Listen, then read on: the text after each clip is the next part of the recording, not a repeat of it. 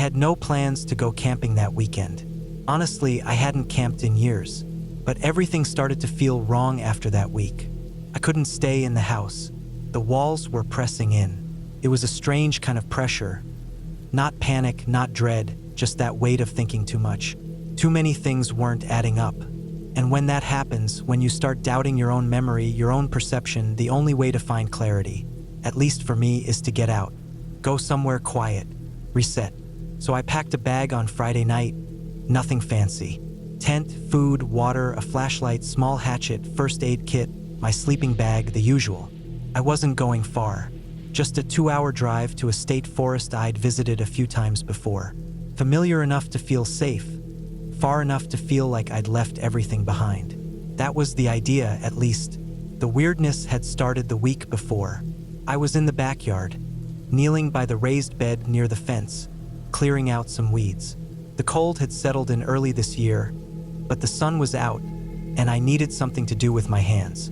I was working slowly, just enjoying the quiet, when I heard footsteps behind me. I turned and saw my neighbor, Paul, walking toward me from the back gate that separates our yards.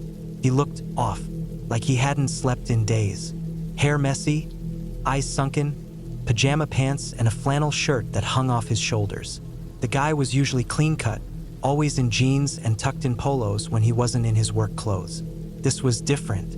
I stood up, wiped my hands on my pants, and said something like, "Perfect beach weather if you like freezing to death." It was dumb, just a joke, but it felt like the kind of thing I'd normally say. Paul didn't react. He just stared for a second, maybe nodded a little.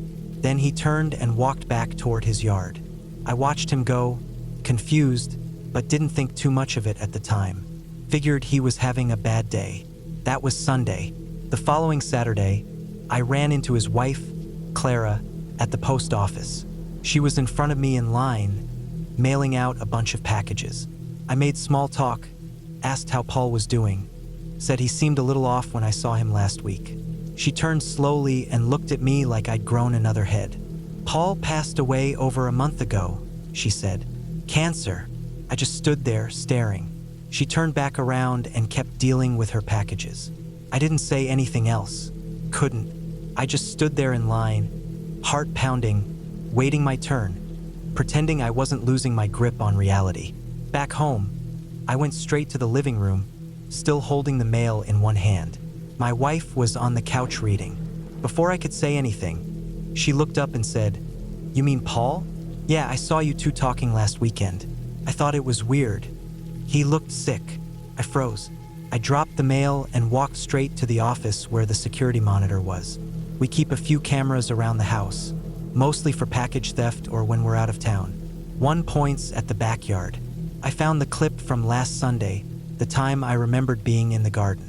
And there it was, me kneeling, weeding the bed. Then I stood up, looked toward the back gate, said something, nodded, then went back to work. But no one else was there. The footage was clear. Nothing blocked the view. Paul never entered the frame. No one did. Just me reacting to empty space. My wife sat next to me watching the video, not saying a word. We played it 3 times. She asked if the camera angle could have missed him, but we both knew the answer. It was wide angle. If someone had come through the gate or even stood just outside it, we would have seen them. I didn't sleep that night. I laid in bed, eyes wide open, staring at the ceiling. I kept thinking maybe I'd imagined it. Maybe I was confusing my memory. Maybe I thought I saw him. Maybe I was dreaming. Maybe grief does strange things to the brain, even secondhand grief. But no matter how I tried to rationalize it, I couldn't make it line up. And that's what pushed me into the woods. I didn't tell my wife the real reason for the trip. I just said I needed some space, needed to clear my head. She didn't argue. I think she knew something was sitting heavy in my chest. I drove out early Saturday morning and reached the trailhead just before noon. It was quiet, no other cars. I picked a less traveled loop that wrapped around a small lake and hiked 2 miles in before setting up camp near a clearing tucked between a stand of birch trees. I'd stayed here before. I liked it because the lake wasn't visible from the trail, only if you bushwhacked a bit, which meant fewer people stumbled into it. I set up my tent, made a small fire ring, and collected wood for the night. After everything was ready, I sat on a log with a thermos of coffee and just stared at the trees for a long time. The woods always have a rhythm. Once you've been out there long enough, you notice it. The wind shifting through the branches, squirrels scurrying, birds calling in intervals. But that afternoon, something felt off, like the forest was holding its breath. I didn't hear anything strange. Not yet, just a tension I couldn't shake. A weight, like the air itself had grown dense. I stayed by the fire ring until the sun dipped low. Then I made a quick meal and sat in silence, watching the flames. My mind wandered back to Paul. His face, the way he'd looked through me instead of at me, the way I'd cracked a joke, and he hadn't smiled, hadn't spoken. I kept thinking, if that wasn't Paul, then what was I talking to? The fire started to die, so I banked the coals and got into my tent. I left the fly open for airflow and just lay there in the dark, listening. Around midnight, I heard something. Not an animal, not the wind. It was deliberate, crunching footsteps. I sat up slowly and unzipped the inner tent, then the outer fly. I didn't have a light on, but the moon was enough to see shapes and movement.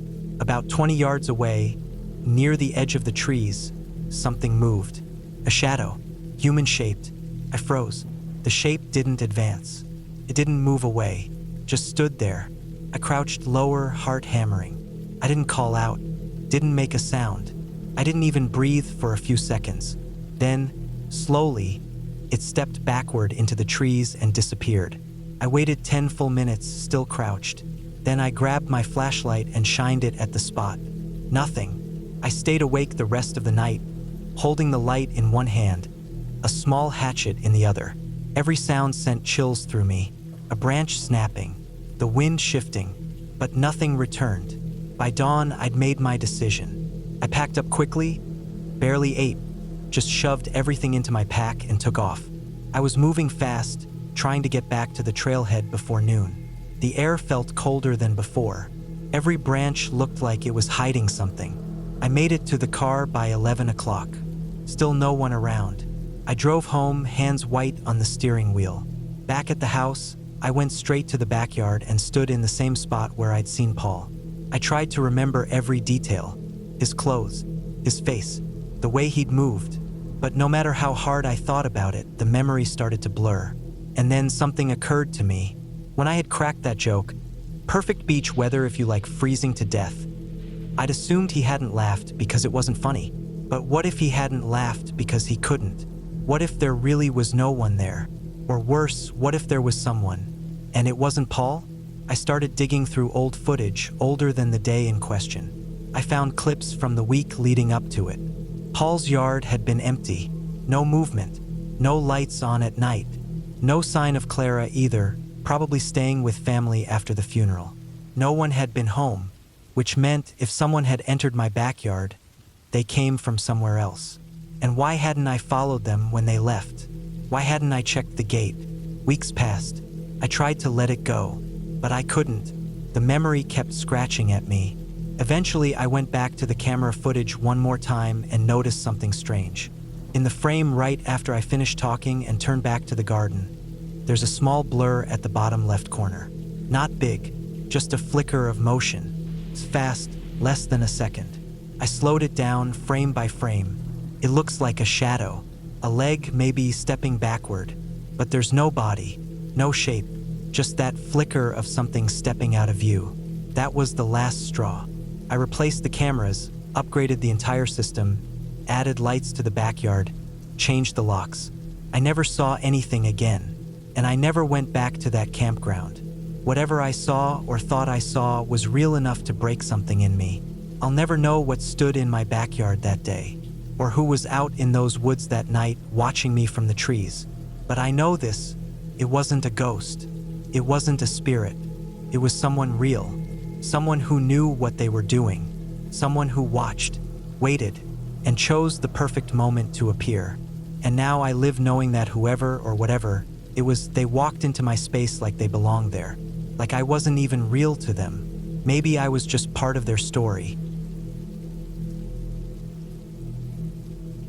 I went camping with my brother and his son last summer, just the three of us. It wasn't anything fancy or far off, just a weekend trip to a small site in a state forest a couple of hours from home. I hadn't been camping in years, and to be honest, I probably wouldn't have gone if my brother hadn't insisted. He had been trying to reconnect with the outdoors, and he wanted his son, my nephew, to experience a break from screens, traffic, and air conditioning. We planned it casually, the kind of trip where you throw some gear into the back of the truck, stop at a grocery store on the way out, and hope the firewood at the campsite is dry enough to catch. I remember my brother being more excited than usual about this trip. He'd picked a site he remembered from childhood, one he said was quiet and a little more tucked away than the rest. "We'll get some peace," he told me. I didn't think much of it at the time. We left on a Friday morning. My brother's truck was already packed when I got to his place. Tent, sleeping bags, cooler, everything. His son, Evan, was 9. Quiet kid, very polite. I don't have kids of my own, but I'd always liked hanging out with Evan. He was one of those kids who watched everything, listened carefully, and rarely spoke unless he really had something to say. Sometimes it felt like he was thinking too much for his age. The drive up was easy. Highways, then rural roads, then gravel. We pulled into the campsite just after noon. It wasn't a designated campground, just a flat spot in the woods with an old fire ring made of blackened rocks. There were no other people in sight and no cell signal, which was fine. That's what we were here for, disconnect. We spent the afternoon setting up camp. The tent was one of those big 3-person dome things, which we staked down in the flattest part of the clearing. We set up a small table and a couple of folding chairs near the fire ring. Evan helped gather kindling and dry sticks. We had hot dogs and canned beans for dinner, made s'mores, and stayed up late listening to the night sounds. You forget how loud the woods are when you live in a city. Frogs, insects, the occasional snap of a branch somewhere in the trees. That first night, nothing felt off. Nothing strange happened. If I really think about it, I'd say it was one of the more peaceful nights I've had in years. The kind of night you hope for when you go out into the woods. Cool air, a steady breeze, stars in the sky. We all fell asleep around the same time, close to midnight, lying side by side in our sleeping bags. Evan was in the middle, my brother on one side, me on the other. It was the second night that stayed with me. During the day, we'd gone on a short hike along a ridge trail nearby, saw some deer, a few hawks, came back, made lunch, played cards. Evan seemed a little quieter than usual, but I figured it was just the tiredness from the hike. We didn't push it.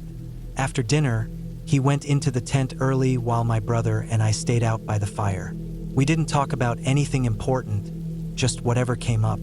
The kind of talk you have when it's dark, when you're half watching the flames. Around 10, we decided to call it a night. I remember zipping up the tent flap and crawling into my sleeping bag. Evan was already asleep. My brother lay down and turned off his headlamp. I did the same. I must have fallen asleep quickly, because the next thing I remember was waking up in the dark. No sense of what time it was, just that the air felt cold. The kind of cold that sits still. No wind, no sounds. I reached for my phone to check the time out of habit, but there was no signal, and the battery had drained down to nothing. I lay there, listening. That's when I noticed something strange. The tent was dead quiet, not just outside, inside. I couldn't hear Evan breathing. I couldn't hear my brother either. I strained my ears and turned my head, trying to pick up any sign of movement or sound. Nothing. The silence was thick. I didn't know why, but it made my heart start to pound a little. I reached over and bumped into Evan's sleeping bag. It was empty. I sat up. I scanned the tent, still adjusting to the dark. My brother was asleep on the far side, breathing slow. I turned back to where Evan should have been. The bag was unzipped and folded over like someone had gotten up quietly. I whispered his name, even though I didn't expect a response. Nothing. I unzipped my bag and stood up, the floor of the tent cool beneath my socks. I looked around, then slowly unzipped the tent flap. I peeked out, expecting to see him standing outside. Maybe he'd gone to pee. Maybe he'd heard a noise and gotten curious. But there was no one there. The fire had burned down to a soft red pile of coals. Shadows from the trees were long, tangled shapes around the clearing. I stepped out and looked around. Nothing. No sound. No movement. Just the feeling that something had shifted. Then I heard a noise behind me, inside the tent. I turned and looked back. My brother was still lying down, but something else was there too. I ducked back inside quickly. I didn't say a word. I just knelt down and listened. There was breathing. It wasn't my brother's. It was too soft, too shaky. I crawled forward and looked under the sleeping bag Evan had left. He was there, curled up underneath the sleeping bag, eyes wide, hands covering his face, breathing fast like he'd been crying. He wasn't saying anything, just staring at me. His face was streaked with dirt. He looked terrified, like he hadn't moved in hours. He didn't make a sound. I didn't know what to do. I looked back at my brother, still asleep, then back under the bag where Evan was hiding. Then I heard a sound outside the tent. A zipper, not the tent zipper, another one, softer, from one of the duffel bags near the table. It wasn't loud, but it was clear. And then I heard footsteps, just one or two, crunching lightly on leaves. Then silence again. I froze. The kid under the sleeping bag pulled his hands away from his face and looked at me. His lips moved slightly, but no sound came out. He mouthed something. I couldn't read it at first, so I leaned closer. He mouthed it again. "That's not me." I backed away from the sleeping bag slowly. I looked over at the empty spot between my brother and me. The sleeping bag that Evan had supposedly been in was still zipped up, looked undisturbed. I stared at it. Then I looked back under the sleeping bag, at the real Evan, still frozen in place. And something in my brain clicked, but I didn't want to believe it. Who or what was in that sleeping bag? I stood up, heart pounding, and moved toward the middle of the tent. I don't know why I reached out. I guess part of me still thought maybe Evan had crawled back into his bag and I had imagined everything else. I touched the side of the zipped-up sleeping bag. It was warm, too warm, like someone had just been inside. I pulled the zipper slowly. The bag was empty, no one inside, no warmth, no clothes, no sign of anyone at all. But I could still hear faint breathing. It was behind me now. I turned. Nothing. My brother was still asleep, head turned to one side. The kid under the other sleeping bag hadn't moved. But something was off. I stepped back, then sat down trying to think. My brain was buzzing. I could feel the weight of silence in the tent. That strange, heavy quiet that doesn't feel natural. And it wasn't just quiet outside. It was empty, like the woods themselves were holding their breath. I crawled back under my own sleeping bag, not sleeping, just lying there with my eyes open, listening. That was the longest night of my life. I didn't sleep. I didn't move.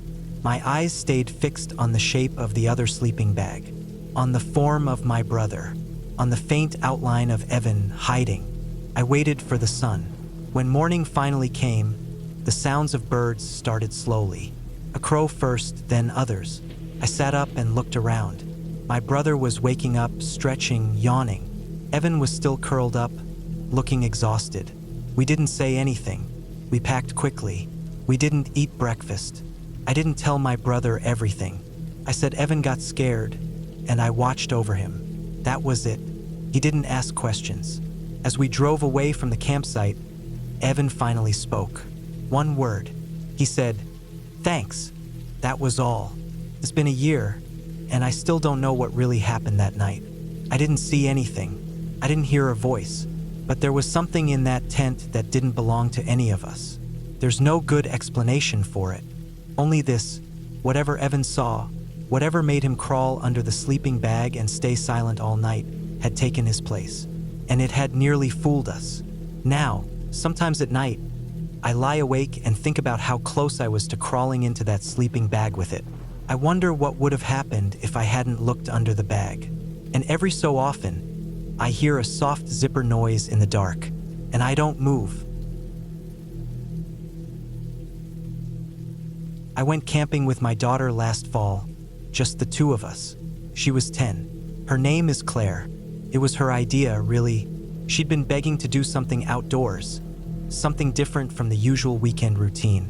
No screens, no shopping malls, no sitting around the house. She wanted to go somewhere off the grid, she said.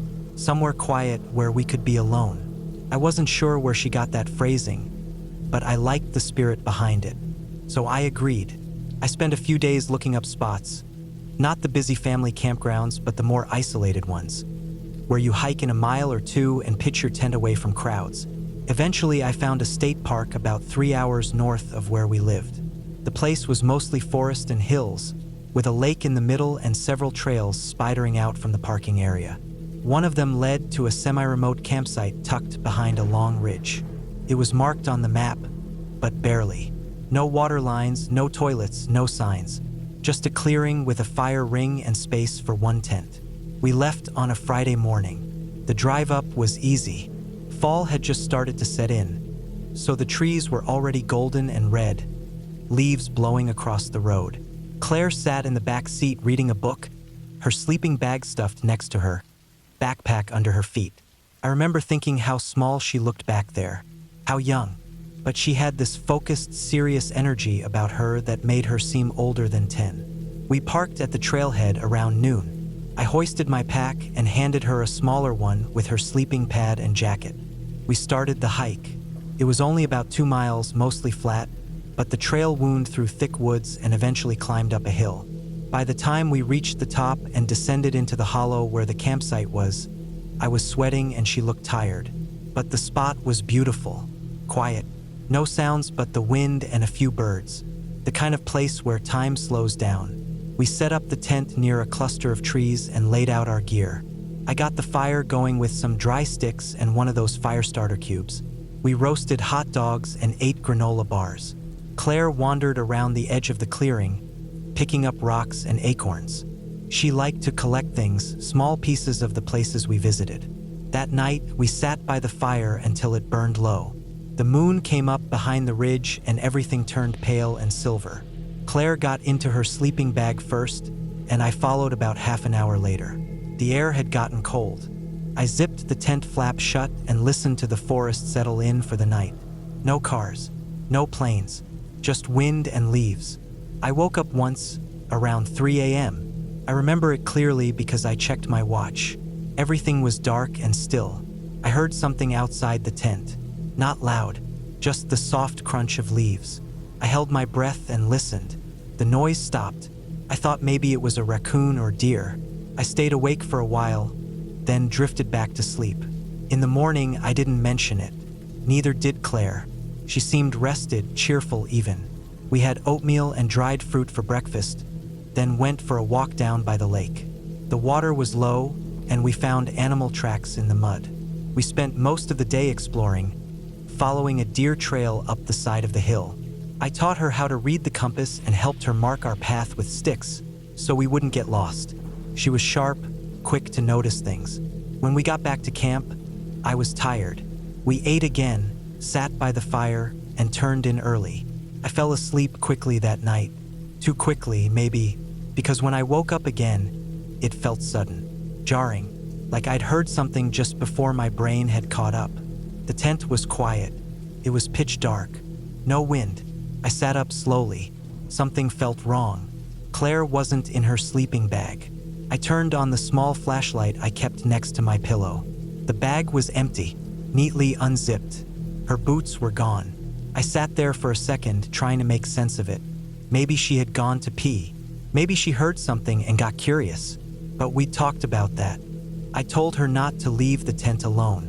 I grabbed my jacket and boots, laced them up fast, and stepped outside. The cold hit me immediately, sharp and dry. I shined the light around the campsite. No Claire, no sound. I called her name once, then again. No answer. I walked in a slow circle, scanning the ground. There were small tracks in the dirt heading toward the trail. Light steps like a child's. I followed them. The trail was dark, trees closing in tight. I moved fast but careful, the beam of my light swinging with every step. I called out again. Still nothing. Then, about 100 yards up the path, I saw her, standing just off the trail, near the base of a tree. I hurried up to her. She wasn't looking at me, just standing there, staring into the woods. When I got close, she turned and looked at me. Her face was blank, pale. Her arms were crossed tight over her chest. I asked if she was okay. She didn't respond. I led her back to the campsite, keeping the flashlight trained ahead of us. She walked without a word. Once we got back, she climbed into the tent and curled up in her sleeping bag. I sat outside for a while, just staring into the trees, unsure what to make of it. Eventually, I went back inside too. The next morning, everything seemed normal again. She was quiet, but she smiled, ate breakfast, helped pack up our gear. I kept watching her out of the corner of my eye, waiting for her to say something about the night before, but she didn't. We stayed one more night. The last night, that's when everything changed. It started after dark. We were inside the tent, zipped up for the night, both in our sleeping bags. Couldn't sleep. My mind kept circling back to how she'd looked the night before, distant, like she wasn't really there. I told myself it was just the cold, the dark, the woods playing tricks, but something didn't feel right. And then I heard the sound again, leaves crunching, right outside the tent.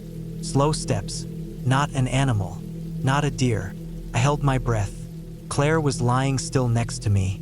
I could feel her breathing. Then the steps stopped. I reached slowly for the flashlight and turned it on. And that's when I saw her, standing outside the tent. Claire, or someone who looked like her. I froze. My hands went cold. She was just standing there, a few feet from the tent, staring straight at it. The same jacket, same boots, same face. I turned to look beside me. The sleeping bag next to mine was zipped up. I unzipped it slowly. Claire was there, eyes wide open, silent, terrified. She looked at me, then reached up and grabbed my arm. Her grip was shaking. I pulled her out of the sleeping bag, grabbed the flashlight, and unzipped the tent. She followed me without a word. We backed into the trees. I kept the light pointed toward the figure by the tent. It didn't move, just stood there, facing us. We kept backing up until we were deep in the trees, maybe 50 yards from camp. I found a thick bush and pulled Claire behind it. We crouched there for a long time.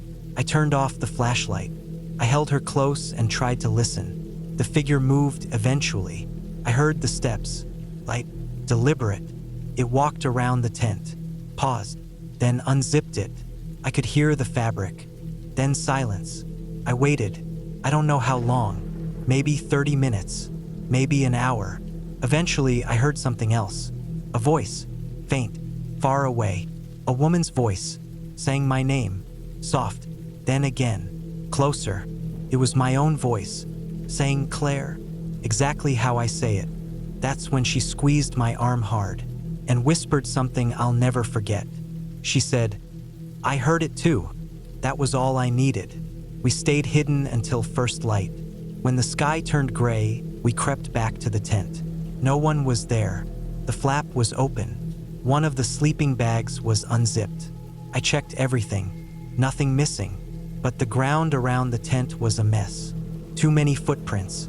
My own Claire's, but more than that. Lighter ones, smaller ones, circling the tent, leading off in random directions, then stopping. No clear trail. We packed up fast. Didn't eat, didn't speak, just moved. The hike back to the car was the longest 2 miles of my life. Every sound in the woods made me jump. Every shadow looked wrong. We made it home. I never reported anything. Who would I even tell? There were no injuries, no damage, no crime. Just a weekend in the woods where something felt deeply, horribly wrong. Claire doesn't talk about it, and I don't push her to. But sometimes, I catch her watching me with a strange look on her face, like she's checking, making sure I'm really me. And sometimes I do the same to her, just to be sure. Because after that night, I don't trust what I see. I don't trust what I hear, and I don't go camping anymore. I was never really into ghost stories or horror movies growing up. Most of them felt fake. I liked the short ones, the kind that hit you fast, left you unsettled, then moved on. I remember hearing one once, just a few lines long, about a little girl hearing her mom call from the kitchen, then running toward the stairs, only to have her real mom stop her at the top and whisper, "Don't go down there." I heard it too. Stuck with me. Not because it was scary in the usual way, but because it felt like the kind of thing that could happen. Real. Quick. No resolution. That's probably why what happened on my last camping trip hit me so hard. It was that same kind of fear, quiet, fast, and raw. Something that sinks in before you can explain it. I still don't know exactly what happened out there, but I know how it felt, and I've never been the same since. It was early October. The air was crisp but not freezing, and the bugs were finally gone. That perfect transition between late summer and early fall where you can hike all day without sweating or shivering. I had a 3-day weekend coming up, and I wanted to use it to get out of the house and clear my head. No phones, no people, just trees and dirt and silence. That's always been my version of therapy. I picked a spot in a forest reserve about 4 hours from home. It wasn't an official campground, just a lightly trafficked area off a gravel access road, with some space between the trees that made it easy to set up a tent. I'd camped there twice before, and both times I'd been completely alone. That's why I liked it. I left Friday afternoon and got there right before dusk. The drive was uneventful. A couple small towns, a gas station, long stretches of empty road. I turned off onto the gravel and followed it until I reached the spot I remembered. A narrow clearing about 20 feet wide with tall evergreens surrounding it. I parked, grabbed my pack, and hiked in about 10 minutes. I didn't want the car visible from the road. Not because I was worried about thieves, but because I didn't want anyone knowing I was out there. Setting up camp was routine. I pitched the tent near a cluster of rocks that would make a decent windbreak, rolled out my sleeping bag, set up my small camp stove, and gathered wood for a fire. It was almost dark by the time I finished, so I lit a small fire, made some food, and sat back against a log with my headlamp on low, reading an old paperback I'd brought with me. Everything felt normal, comfortable. Around 9 p.m., I put out the fire and crawled into the tent. I didn't fall asleep right away, never do on the first night, but eventually the sounds of the forest lulled me into a light doze. Sometime after midnight, I woke up, not to a sound exactly, more like the absence of it. The woods had gone quiet. No breeze, no insects, not even the distant hoot of an owl. Just silence, the kind that feels thick, heavy. I stayed still, listening. The tent walls shifted slightly with my breath. I could feel my heartbeat in my ears. Then I heard it. A voice came from the direction of the trail. Not a shout, not a scream, just a soft, calm voice, one word. "Hey!" That was it. One word, spoken flat, almost conversational, like someone had just noticed me and wanted to get my attention. I didn't move. My brain was trying to process it. Had I dreamed it? Was it an animal? But no, I was awake, and that voice had been real, human. I lay there for a minute, heart racing, trying to think. Who would be out here at this time of night? Maybe a lost hiker? But they wouldn't just say, "Hey," and then go quiet. They'd call for help, shout, make noise. I unzipped the tent slowly and poked my head out. Nothing, just trees and moonlight. My fire pit was a cold ring of ashes. The path to the trail was empty, but I couldn't shake the feeling that someone was nearby, watching. I stayed still for another 10 minutes, then zipped the tent shut again and sat upright, listening. The silence continued. Eventually, I drifted off again, light and uneasy. The next morning, I told myself I must have dreamed it. Maybe the wind through the trees had sounded like a voice. It's easy to convince yourself of anything when it's daylight and nothing looks out of place. I went about my day as planned. Took a long hike, gathered more wood, explored the edge of the creek a mile away. I didn't see a single soul all day. No hikers, no campers, no fresh footprints. Just wilderness.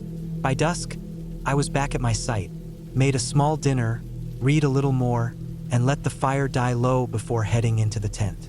I made sure everything was zipped up tight, and I kept my flashlight close by. Around 2 a.m., I woke again. Same feeling. Silence. Too quiet. Then, just like before, I heard a voice. But this time, it said more. "Hey, come here." It wasn't angry. It wasn't even loud. Just clear. Close. My heart froze. I stayed completely still, breathing shallow. Come on. It's okay. It sounded like it was just outside the tent. I grabbed my flashlight and flipped it on. The beam shot through the mesh of the tent and lit up the trees outside. Nothing. I slowly unzipped the flap and pointed the light around in wide arcs. Again, nothing. I got out, crouched low, scanning the area. My breath made soft clouds in the air. I walked in a slow circle around the tent, light shaking slightly in my hand. That's when I saw it. Near a tree, maybe 20 feet away, something had disturbed the leaves. A faint trail, like someone had walked there and brushed against the undergrowth. The path led toward the trail, then vanished into the trees. I didn't follow it. I went back to the tent, zipped everything up, and sat there wide awake until dawn. The next morning, I was done pretending. Someone was out there. Someone had followed me into the woods. I packed up quickly, stuffed everything into my bag, and started hiking back to the car. I didn't stop to eat or rest, just moved.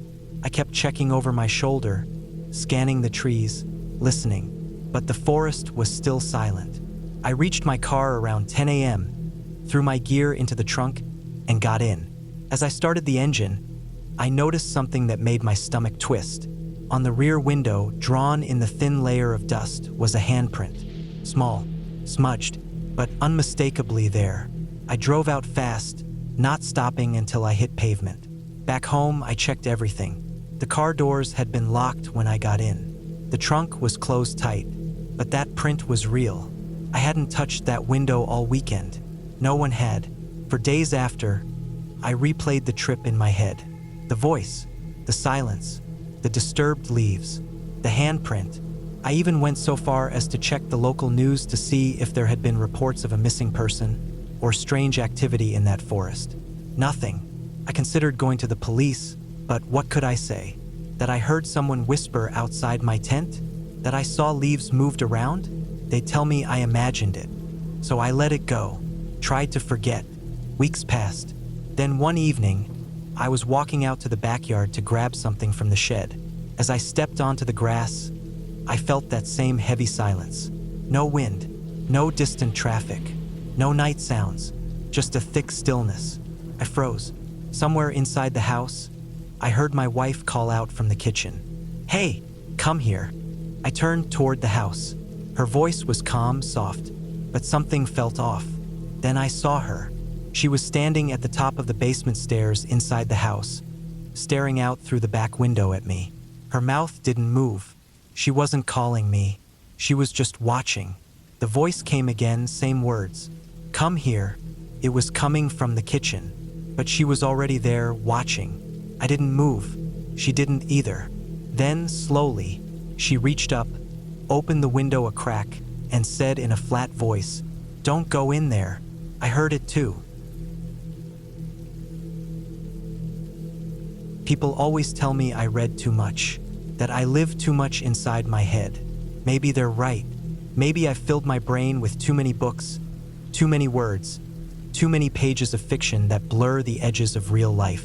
But one weekend last fall reminded me that no story, no masterpiece, no twisted thriller, no literary triumph can compare to the cold truth of the real world. Because the scariest stories don't come from authors. They happen quietly, slowly, in the woods, in places where no one sees you, no one hears you, and no one comes to help. I was in the middle of reading a book that people online kept calling a masterpiece of literature. I picked it up secondhand and saved it for this trip. A weekend solo retreat to clear my head and get away from everything. I'm a writer myself, or at least I try to be. Sometimes it feels like I spend more time staring at blank screens than actually writing. So I figured a few days alone in the woods might help. I drove up Friday morning early. I chose a remote, walk-in campsite that was at least half a mile from the parking lot. No other reservations had been made for the surrounding sites. The ranger had told me I'd have the whole east side of the lake to myself. That sounded perfect. The trail was narrow and quiet, leaves starting to fall and crunch underfoot. Felt like the world was winding down for winter. I reached my site around noon. It was a small clearing nestled in between tall pines and birches, with a slight slope that dropped off toward the lake. You could hear the water from camp, the small slosh of waves against the stones. Felt right, peaceful.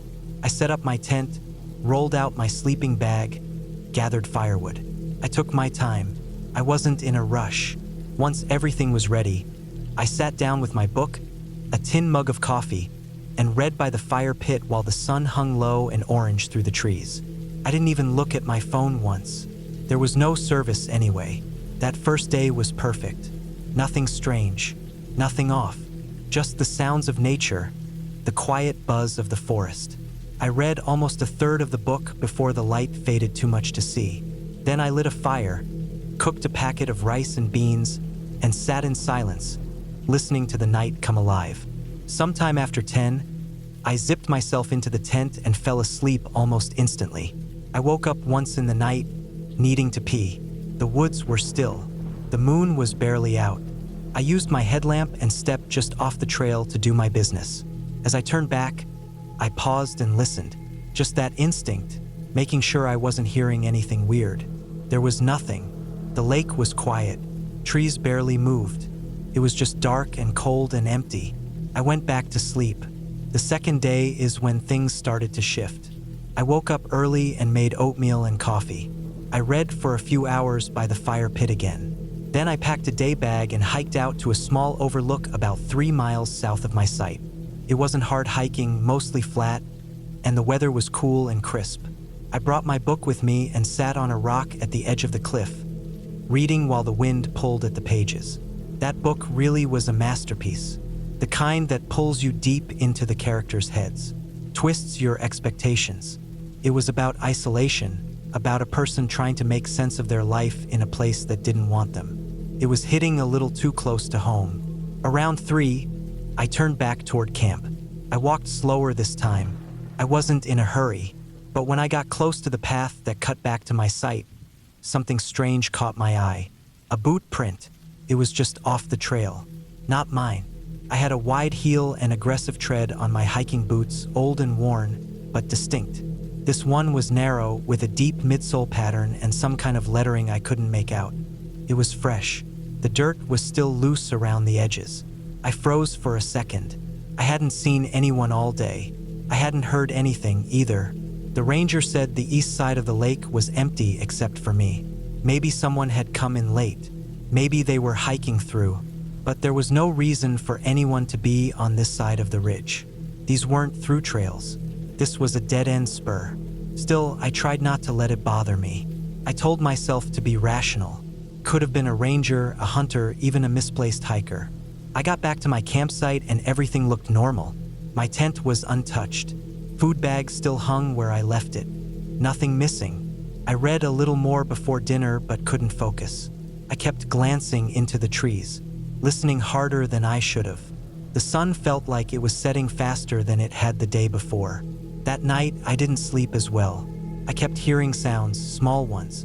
A twig breaking, a shuffle of leaves. Once I swore I heard a thump. Not loud, not close, but solid. I sat up in my sleeping bag and held my breath. After a long stretch of silence, I slowly lay back down. I never fully fell back asleep, just dozed on and off. In the morning, I noticed something I hadn't left there.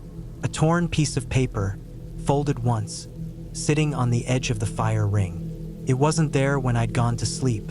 I hadn't used any paper, and I definitely hadn't folded anything like that. I picked it up carefully. It looked like it had been ripped from a book, yellowed and brittle with tiny, tight print. I unfolded it and scanned the words. I recognized the writing immediately.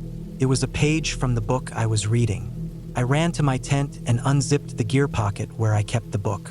I pulled it out and flipped through it, heart thudding. Page 218 was missing. It had been torn cleanly, like someone had taken their time to pull it out without damaging the spine. I just stared at the book for a long time. It didn't make sense. I'd left it in the tent when I went to sleep. I'd zipped everything shut. My bag was still there, untouched. That was the moment when the fear really sank in. Not a big flash of panic, just a slow, rising dread. Someone had been in my tent while I slept. Someone had reached into my things, flipped through my book, and removed a page. and then they left it where I would find it. I packed up within an hour. I didn't bother eating. I didn't clean anything. I stuffed my sleeping bag and tent into my pack, threw the rest into the bare bin, and strapped everything down like I was fleeing a crime scene. The walk back to the parking lot felt longer than it had before. I kept checking behind me. I didn't hear anything, but I couldn't relax. I didn't stop once, not for water, not to rest. My legs were burning by the time I saw the edge of the lot. I half expected my car to be vandalized, or worse, but it was untouched. Everything in place. Windows fine. I threw my pack in the back and got in. But even as I turned the key, I didn't feel safe. I kept looking in the rearview mirror. I drove faster than I should have, peeled out onto the main road, and didn't stop until I hit a gas station 40 miles away. I sat in the car for a long time after that, hands on the wheel, not moving. I didn't even go inside. I just sat there and tried to understand what had happened. There were no signs of forced entry, no theft, no vandalism, just one page from a book. One page missing, one page returned. It was too specific to be random, too personal. Someone had watched me long enough to know what I was reading. They waited for me to sleep. Then they entered my space and left me a message. Not words, just a page.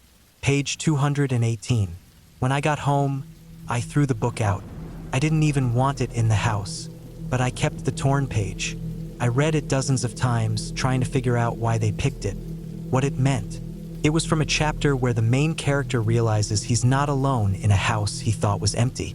The subtle, just a few lines describing the feeling of being watched, the way silence can feel heavier when someone else is nearby, the way a single misplaced object can unmake your entire sense of safety. Whoever left that page wanted me to feel that, and it worked. I reported the incident to the local ranger office. I told them about the boot print, the page, the noises. They logged it, said they'd keep an eye on the area, but nothing ever came of it. No arrests, no news. Maybe it was just some sick person playing games. Maybe someone lives out there in those woods and gets a thrill from messing with campers. Or maybe it was someone passing through, someone who never intended to hurt me, just wanted to leave a message and disappear. But it doesn't matter, because it taught me something that no book ever had. The world isn't safe just because it's quiet. And not every masterpiece of literature is fiction. Some of them are written in real time, in dirt, in torn pages, in the space between you and the trees. And sometimes the story is about you. It was late summer when I decided to take some time off and go camping alone. I needed to clear my head. The hospital had drained me, emotionally, physically, mentally. And even though the vacation wasn't exactly approved, I told my supervisor I needed a few days or I wouldn't come back at all. He didn't argue. I chose a spot I'd been to once before, years ago during residency. It was far enough into the woods that there was no cell signal, which was the point. I didn't want to hear from anyone. I packed a tent, sleeping bag, camp stove, a few dehydrated meals, a cooler with some basic groceries, and a bottle of bourbon I promised myself I wouldn't touch too early. I left the city around noon and made the drive in just under 3 hours. The trail to the site was off an old forest road that hardly saw traffic anymore. I had to leave the car in a clearing and hike in for about 20 minutes. My backpack felt heavier than it should have, probably because I hadn't done any real exercise in months. My body was a wreck. Too much time sitting, too many skipped meals, too many late nights staring at monitors, waiting for someone's heart rate to stabilize or flatline. I made camp just before dusk. The air was cool and still. The tall pines around me filtered the last of the sunlight until everything was a soft orange. I pitched the tent, set up a small fire pit, and sat down on an old log with a can of chili warming over the flame. It should have felt peaceful, but instead, I felt exposed, like I was being watched. I told myself that was normal. When you spend so much time around people, constant noise and movement, silence can feel like pressure on the back of your neck. I went to bed early that night. Sleep didn't come easy. I kept hearing the occasional rustle outside the tent. Probably raccoons or squirrels, but I kept tensing up every time. I thought about the hospital, about the last surgery I did before I left. A young woman, late 20s, internal bleeding from a car accident. We tried for hours, but she was gone before we ever opened her chest. That kind of thing should get easier. Doesn't. The next day, I hiked a bit, trying to exhaust myself into feeling better. I followed a small creek, filled my water bottles with filtered water, and sat for a while under a leaning tree. I saw no one, not a single hiker or camper. That's what I wanted, but it also felt strange. I couldn't shake the feeling that I shouldn't be here, not just in the woods, but in general, like I'd crossed some line. I couldn't name it, but it was there, always humming in the background. By the third night, I started drinking. It was around 8 p.m., the fire was going, and I'd eaten what was left of my jerky and crackers. The bourbon burned the edge off at first. It made the quiet feel less accusatory. But after a few swigs, I started to hear things. Not voices, just movement, quick snaps of branches, almost like footsteps, just beyond the tree line. I turned the flashlight toward it a few times, saw nothing, and sat back down. I told myself it was deer. I kept thinking about the woman from the surgery. Not in some strange way, just how wrong it felt. She had survived the car crash at first. She was talking when she came in. We all thought she was stable until her blood pressure bottomed out. By the time we realized she had internal bleeding, her organs were already shutting down. I kept seeing her face, not in a haunting way, just incomplete, like I couldn't put it away properly, like a story missing its ending. That night, I had a nightmare, or what I told myself was one. I saw myself walking through the woods. I saw the same woman, sitting by the creek, staring at me. She didn't say anything. She didn't look angry or scared, just confused, like she didn't know why she was there either. When I woke up, it was still dark. The fire had long since died out, but the tent was cold and I could hear something. Not just wind this time. Something was definitely moving through the brush, just outside the tent. I sat up, heart pounding, and grabbed the flashlight. I didn't turn it on. I just listened. The steps stopped. Then I heard a woman scream. It was far off at first, like it was coming from deeper in the woods. I sat frozen. The sound was real, not imagined, not a memory. It was there, raw and panicked. I unzipped the tent as slowly as I could and peeked out. Nothing. The scream came again, closer. I put on my boots without tying them and stepped out with the flashlight and the small hatchet I used to chop firewood. I stood there, trying to decide whether to call out. But what would I say? Who would hear me? There was no signal out here. No one knew exactly where I was. I followed the sound, leaving the camp behind. The trees got tighter, the branches lower. I moved toward the screaming like it was a duty. That's what I kept telling myself. Maybe someone was hurt. Maybe someone else was camping out here and had fallen. Maybe it was an animal attack. When I got to the clearing, I stopped dead. There was a group of people standing around something. A woman was on the ground, clutching her side, blood seeping through her white shirt. One man turned toward me and shouted, "Thank God! A doctor! Please, help her!" I didn't question it. I dropped to my knees, set down the hatchet, and examined the wound. It looked bad, deep puncture just under the ribs. The blood flow was steady. I knew she wasn't going to make it, not without a hospital, and even then, but then I looked at her face. It was her, the same woman from the operating table. There was no mistaking it. The same eyes, same nose, same scar above the eyebrow. I knew it instantly, the way you recognize your own reflection. I felt a chill go through me, not fear, but something heavier, like gravity in my chest. I looked around again at the people standing there.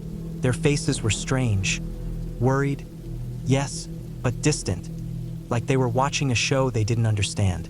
I looked back at her, and I snapped her neck. I didn't think. I just did it. It was clean, immediate. Her body slumped, her eyes staring past me now. There was a long silence after that. No one moved, not even me. Then someone said, "Why did you kill her?" I stood up slowly, heart pounding but hands steady. I looked at the speaker, just a young guy, maybe mid-20s.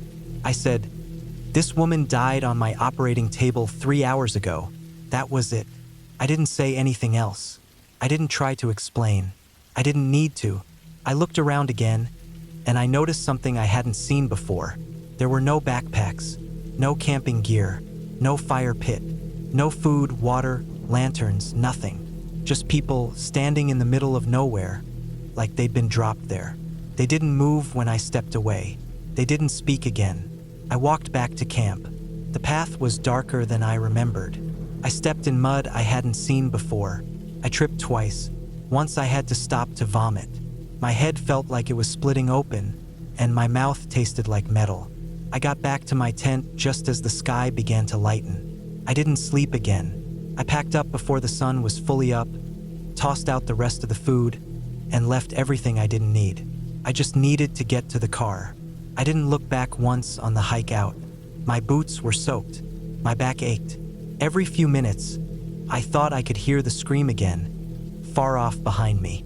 When I reached the clearing, I stopped. The car was gone. Not moved, gone.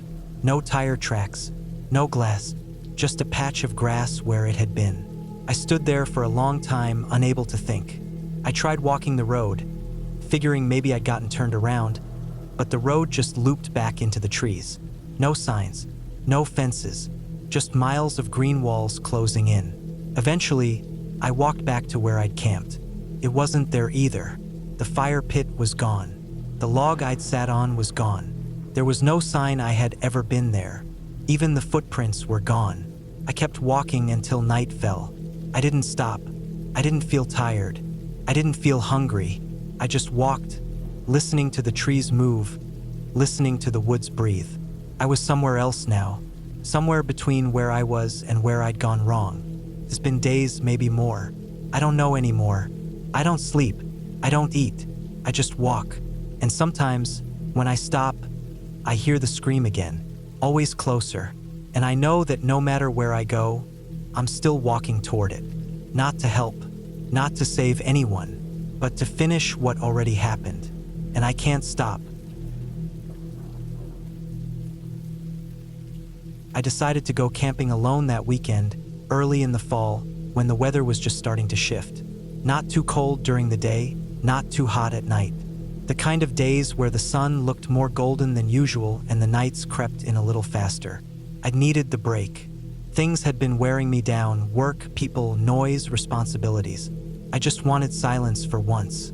Not the kind you get with headphones or sleeping pills, but real silence. The kind where all you can hear is wind through trees and maybe a stream if you're lucky. I picked a national forest in the northern part of the state. Not too far from home, but far enough that there wasn't any traffic noise. I planned it carefully, packed the usual gear: tent, food, water filter, first aid, extra clothes, a good knife, flashlight, topo map, compass. I left my phone in the glove box when I parked my car near the trailhead. I didn't want anything to pull me back to the world I was trying to step away from. The hike in was uneventful. I passed a couple on the trail early on, both with dogs, both friendly, but I made sure to put enough distance between me and any other human presence. My goal was to camp near a small creek I'd found on the topo map, about 7 miles in, surrounded by thick woods and slightly downhill from the trail. The terrain started to slope downward around mile 6, and the sound of water told me I was close. I found a flat patch of earth that wasn't too rocky, with enough tree cover for shade and wind protection but open enough to see the stars later. I set up camp, filtered some water, and cooked a small meal over my little canister stove. As the fire died down and the light faded, I sat still and listened. That's when I realized how quiet everything really was. It wasn't unnatural, just deeply unfamiliar. No buzzing from streetlights, no cars in the distance, no voices, just insects, wind, and the soft trickle of water somewhere behind me. That first night, I slept fine. The forest always has its own noises, and after a few minutes of laying still, it started to feel normal. I woke with the sun, made coffee, and ate a protein bar while looking over the map. I wanted to follow the creek a few miles north just to see what was out there. No reason, just curiosity. I didn't have any destination in mind. About an hour into the hike, I saw something that made me stop. It was a staircase, just there, right in the middle of the woods, off to the right of the creek by maybe 20 or 30 feet. It didn't belong.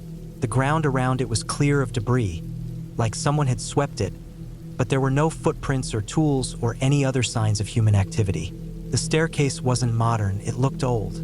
Worn wood, maybe 10 or 12 steps, slightly crooked. It wasn't connected to anything. No platform at the top, no walls. Just a freestanding flight of stairs going nowhere, sitting in the forest like someone had dropped it there from a crane. I stood there for a while, not afraid exactly, just confused. It didn't make sense. You don't just find a set of stairs in the middle of a forest with no explanation. I looked around again. No paths, no markings, no signs of construction. I walked around it slowly.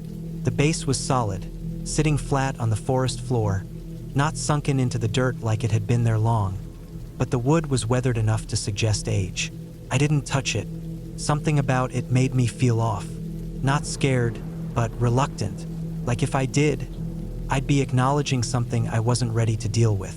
Eventually, I kept walking.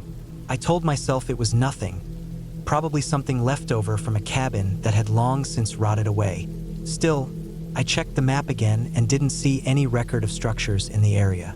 Not even old trails. I stayed out for a few more hours before heading back to camp. On the way back, I passed the stairs again. I didn't stop this time. Back at camp, I made a fire, ate, and tried to push it out of my mind. But that night, I couldn't sleep. I kept thinking about it. I'd been in the woods plenty of times before and had seen all kinds of odd things. Broken down sheds, old stone fences, hunting blinds, but never something like that. Stairs, just sitting there, upright, untouched, unmarked. Around midnight, I gave up trying to sleep. I threw on a jacket, grabbed the flashlight, and stepped outside the tent. The forest was dark and quiet. My fire had gone out, but the coals still glowed faintly. I walked toward the creek, not thinking about the stairs at first. I just wanted to clear my head. But the closer I got to the creek, the more the feeling came back. The one I had earlier, like something wasn't quite right. I walked slower. I scanned the woods with the flashlight. At first, I couldn't find the staircase again. Then I did. It had moved, or I had, but I didn't think so. I was pretty good at keeping my bearings in the woods. The staircase was closer to the water now, just by a few feet, but enough that I noticed. The area around it was still cleared. No leaves, no twigs, no undergrowth, just clean earth. I stood there staring at it, wondering if I was tired, if I'd made a mistake marking its location in my head. But something inside me knew I hadn't. I backed away and returned to camp. The rest of the night was long. I laid in the tent, listening. I thought I heard movement once or twice, but it was probably animals. Everything sounds louder at night. Every gust of wind feels like it's carrying something in it. The next day, I debated packing up. I felt off. Not in danger, just unsettled. But part of me didn't want to leave without understanding it. So I stayed. I hiked again in a different direction this time. Tried to focus on the landscape, the plants, the rocks. I told myself it was nothing. Maybe it was someone's art project. Maybe it had always been there and people just didn't talk about it. When I got back to camp that evening, the fire pit I'd made was gone. Not moved, gone. No stones, no ash, no burned wood. Just forest floor like no one had been there. My tent was still up. My pack was still inside. Nothing was missing, but the fire pit was gone. That night I didn't sleep at all. I stayed sitting outside the tent, watching the woods. I didn't light another fire. I didn't want to see what would happen to it. Around 3 a.m., I thought I heard footsteps again. Slow, steady, not animal sounds. I turned the flashlight toward the sound and saw trees. Just trees. Then I looked to the left. The staircase was there again. Closer. No sound of it moving. No tracks. Just closer. Maybe 15 feet from camp now, perfectly lit by the flashlight beam. I held still. My hands were shaking a little, but not from fear. More like adrenaline. Like something was about to happen but hadn't yet. I didn't move. I didn't look away. Eventually, I turned the flashlight off and sat in the dark until the sun came up. That morning, I broke down the tent. I packed everything fast, double-checked my gear, and headed back toward the trail. I didn't look for the staircase. I didn't want to see if it had moved again. I just wanted to leave. The hike back felt longer. I kept checking over my shoulder, expecting something, anything. I made it back to the car by noon. The vehicle was untouched. Everything was exactly where I'd left it. I sat in the driver's seat for a long time before turning the key. I didn't talk about it for a while. What would I even say? That I found stairs in the woods and they moved when I wasn't looking? That my fire pit vanished overnight? That something unexplainable followed me without ever making a sound? No one would believe that. Hell, I barely did. But I kept thinking about it. A few weeks later, I looked online just to see if anyone else had seen something similar. That's when I found posts about stairs in the woods, stories from people all over. Same kind of thing. Random staircases deep in forests, freestanding, untouched, sometimes described as moving or being surrounded by unnatural quiet. I read through dozens of them. Some sounded fake. Others felt too familiar. The strange thing was, most people didn't say what happened after, just that they saw them. A few climbed them. Some said they felt sick afterward. Some said they couldn't remember the rest of their trip. I never touched mine. I never climbed it. But sometimes now, weeks later, I feel like I'm not alone. In my apartment, walking home from work, late at night when the streets are empty, I catch myself looking behind me. I feel watched, not followed, just noted. Like I walked past something I wasn't supposed to see, and now whatever it was, it remembers me. I haven't gone back into the woods since. I want to. I miss the quiet, the space, the distance from people. But I know if I do, I'll look for the stairs again. And next time, I might climb them. And I don't think I'll come back down. I used to chase that feeling. You know, the one I'm talking about. The first time you find something incredible. Whether it's a song, a movie, a view, a trail, a moment of quiet so pure it hits you somewhere in the middle of your chest. And you keep trying to get back to it, but nothing quite works. I think that's what got me into solo camping in the first place. It started with a trip up to Northern California when I was in my early 20s. My buddy dragged me out on a last-minute weekend hike, and I wasn't even that into it. But something clicked that night by the fire. The cold air, the silence, the crackle of the flames. How the stars looked like they'd been painted on. I slept better than I had in years. Woke up to mist rolling through pine trees, brewed instant coffee, and sat there like I was the last man on earth. That morning imprinted something on me. For years after that, I tried to find that same feeling again. I started camping alone more, farther out each time. Harder trails, less traffic spots. I didn't want campgrounds with kids yelling and RVs humming. I wanted silence, that same silence I'd had that one time. So I made it a habit. I kept a list of remote areas, checked topo maps for obscure paths, marked creeks and ridgelines that didn't appear on most of the hiking blogs. I avoided anything labeled popular or accessible, and for a while it worked, sort of. I had a few weekends that came close. Some deep woods in Idaho, a night out in Olympic National Park, a snowed-in site in the Sierras. They were good, but they never quite touched what I was chasing. I think that's why I pushed too far that October. It was a Friday afternoon. I'd finished work early, threw everything in the back of the truck, and started driving north. I'd been looking at this area for a while. An unmaintained forest road that led into a valley about 3 hours from the city. No campsites, no facilities, just green on the map. I'd seen a few mentions of it from old trail logs, but nothing recent. That meant no crowds. Exactly what I wanted. I got to the forest road around 5:30. The sun was already low, bleeding orange across the hills. The road was rougher than I expected. More potholes, loose gravel, deep ruts from rain, but my truck handled it okay. I drove another 30 minutes before pulling over into a clearing surrounded by thick fir trees. There were no signs, no markings. Felt forgotten. I got the tent up fast, gathered some deadwood, and had a small fire going before it got too dark. I made a quick meal, stared into the flames, and listened to the wind in the trees. No cars, no planes, not even animals, really, just wind and fire. That familiar peace settled in. And for a while, I thought maybe I'd finally found it again. But something was off. It wasn't a feeling of danger, not at first, but more like something out of place.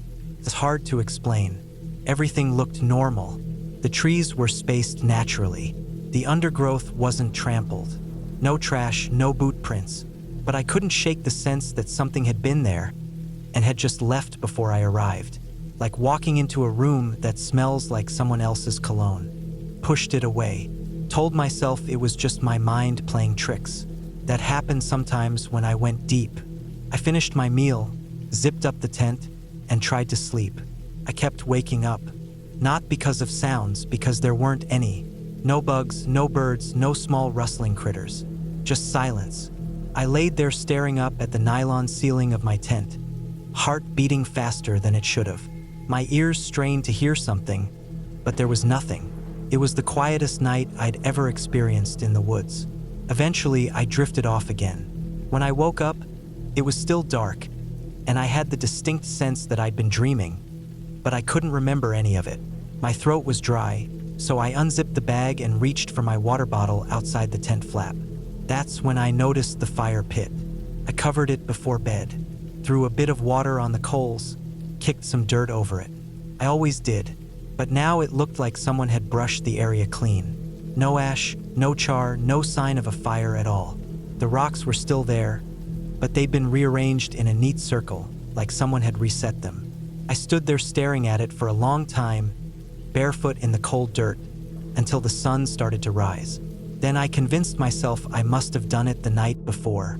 Maybe I'd cleaned it up more thoroughly than I thought. Maybe I'd just been more tired than I realized.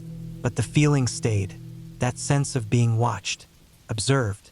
Not threatened, at least not directly, but absolutely noticed. I considered packing up and leaving right then. But the valley ahead looked so quiet, untouched. I thought maybe if I just kept going a little farther, I'd finally find that place. That one spot where it all came together again. So I packed up, hiked deeper in, crossed a dry creek bed, and followed what looked like a faint animal trail up a narrow ridge. By midday, I found a clearing with a view of the valley below.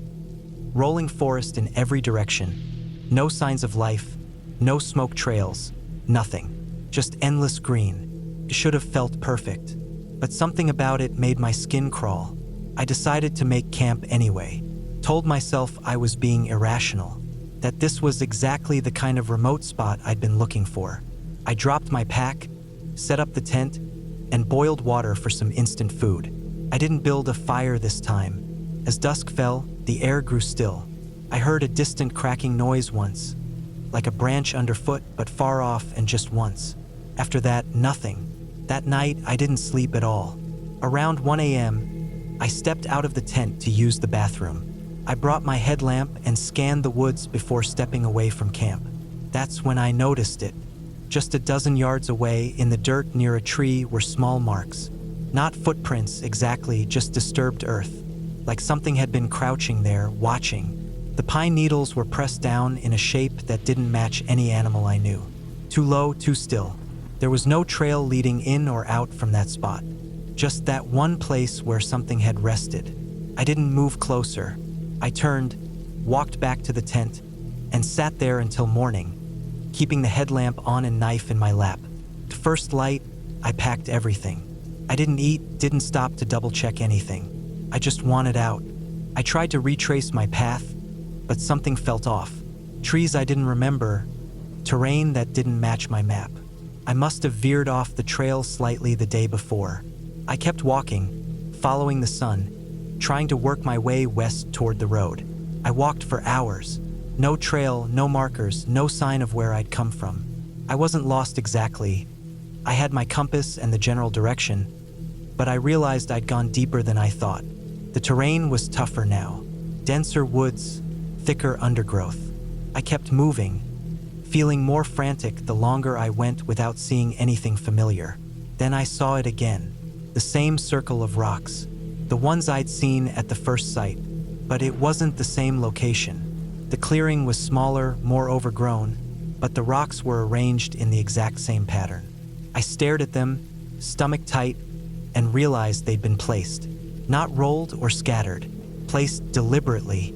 That's when I finally admitted to myself that someone else was out here. someone I hadn't seen, someone who'd been watching me. The rest of that day was a blur.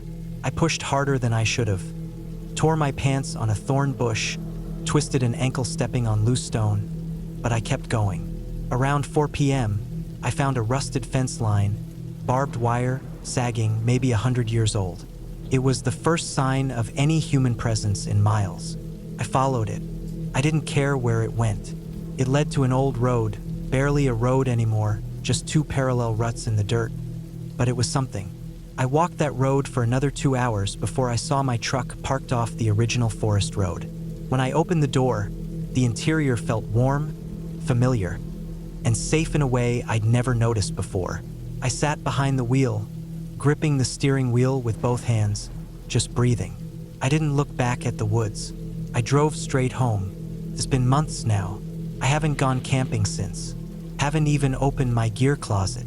Sometimes I'll wake up and check the front door, just to make sure it's locked.